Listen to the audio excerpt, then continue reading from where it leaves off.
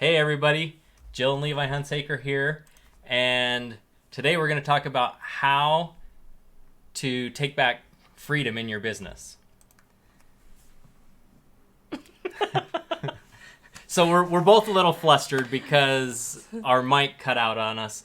If you watched our page, this is the second time we're going through this content because we went live and the mic didn't capture any of the audio.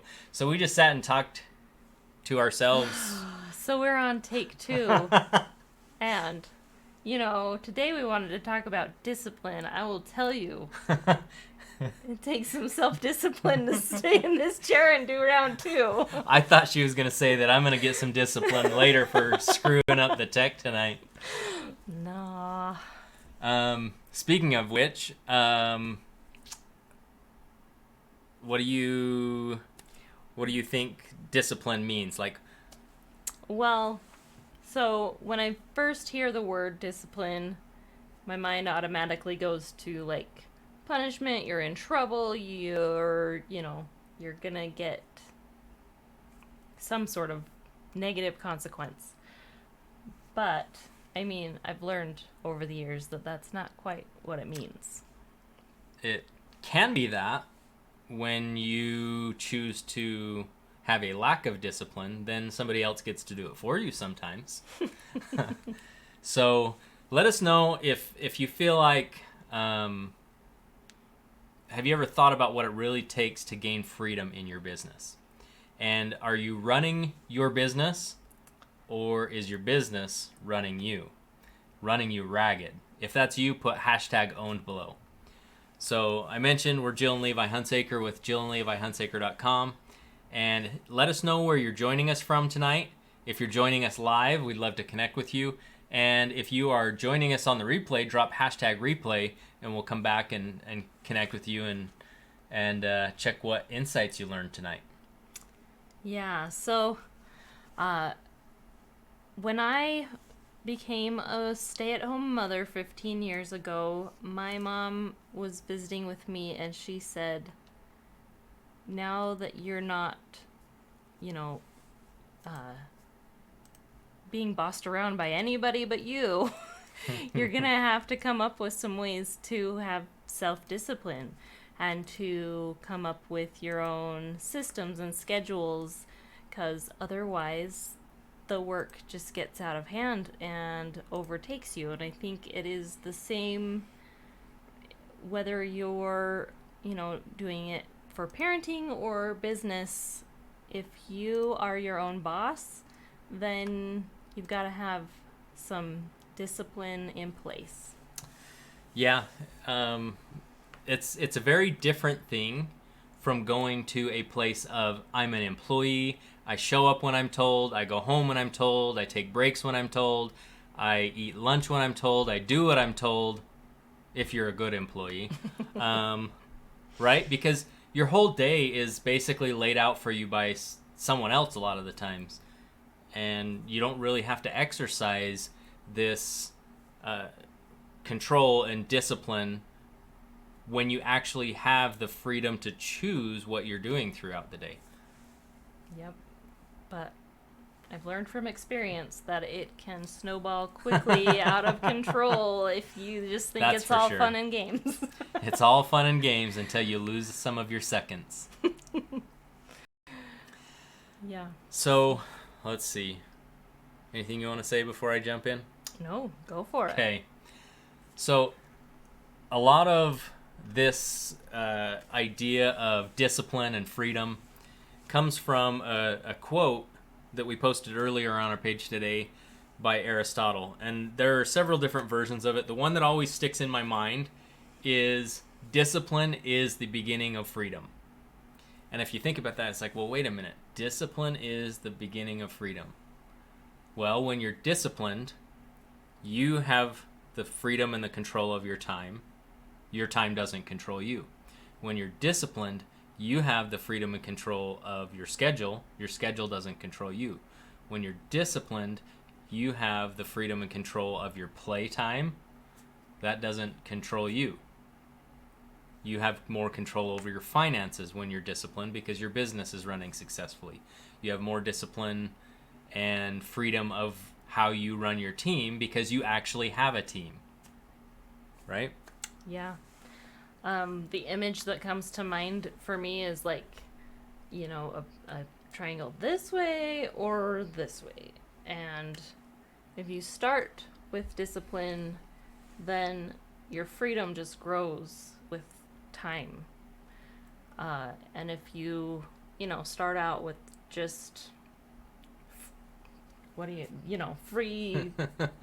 free throwing, whatever, then your time gets narrowed and your freedom gets narrowed because soon you just are out of control.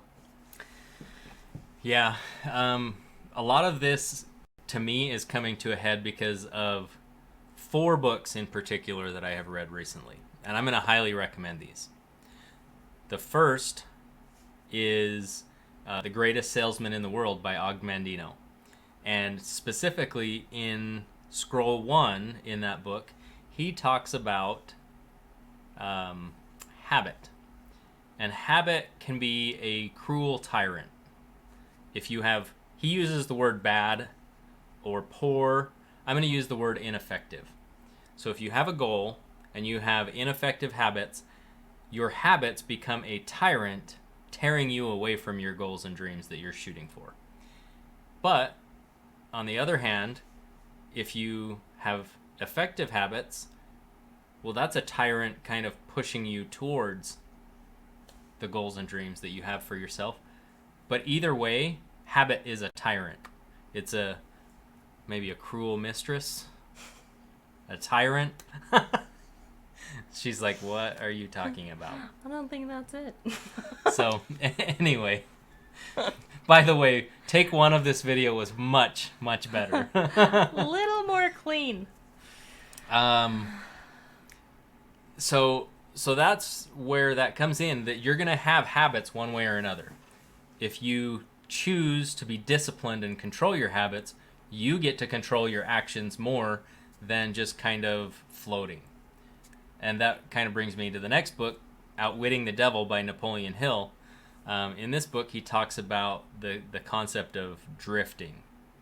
When I hear the concept of drifting, I think drifting at sea, where you're just kind of wandering, you're aimless, you're being pushed around by the currents or the wind or storms or anything else, and nobody likes to be pushed around. It's true. Unless you do, and then, okay, whatever. But I don't. I don't like to be pushed around. So Outwitting the Devil talks about drifting when you aren't focused. You don't have your purpose. You're not thinking for yourself. You're just taking the default of whatever comes your way instead of designing your life, designing your future, designing your time, designing your business, designing your team. It's all about designing instead of just going into a default mode. Yeah. I kind of feel like he took all my words from take 1, and so I'm just sitting here. But I agree that we don't want to be aimless, and if you don't want someone else to be your boss, then you got to be your own boss, and that means some structure. Yeah, and really that structure is the beginning of freedom because you're creating your freedom one step at a time through that process. Another book that I have been recently, well, before I jump into that one, we're going to talk about The Energy Bus again, because that book talks about really getting focused on your vision, and instead of putting the blame on everybody else, really getting clear on what you want and letting the people that want to come along for the ride be able to get on your bus, your energy bus. And when you can do that, when you can have passion and vision, the right people that want to go there with you will do it. The people that don't, they won't, and that's okay. It's not about convincing or forcing, because if you have to drag somebody to it, you're going to have to drag somebody through it. So instead, just be committed, consistent, and clear on what you're doing, and bring along the people that want to come along, and the ones that don't, that's okay. They will have another opportunity later. There's always another opportunity. It's true. And the last book is Extreme Ownership, and this book talks about, I think, the thing that kind of led me most to focus on this for this topic today is the concept of leadership. And in there specifically, they talk about blame versus ownership. And if you're constantly blaming other people for what's going wrong or what's going right in your business, you are not in control, because things are happening to you instead of for you. So instead, when you can take full ownership and say, okay, I'm in control of my business, and get curious and start asking questions and think, okay, what might I do differently? What could I do to solve this challenge? Start searching for answers. Start being curious and being creative, creating a new solution. Mm-hmm.